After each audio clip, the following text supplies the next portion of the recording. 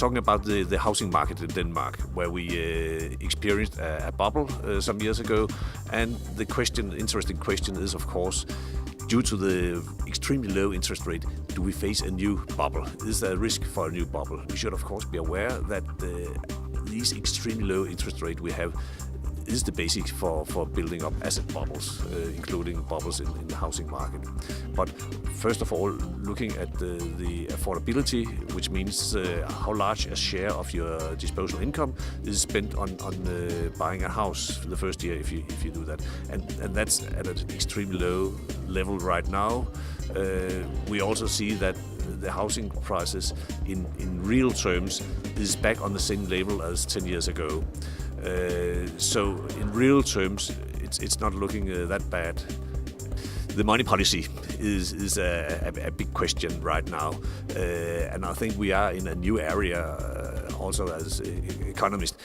What is the consequences of these extremely low interest rate and negative interest rates also?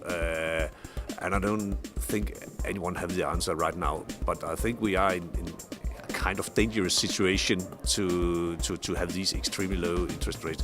So I know there are many aspects of this discussion, but a normalization of the interest rate I think would be good for many reasons.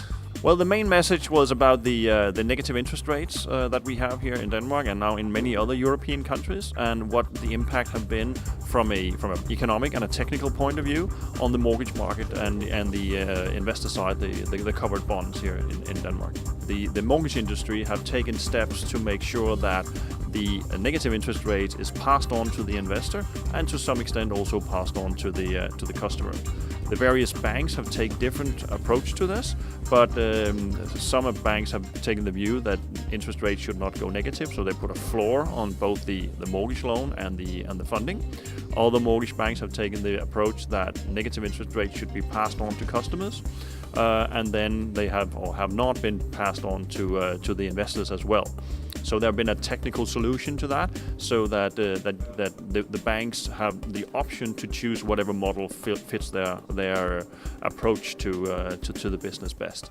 In the beginning, we thought negative interest rates was something temporary.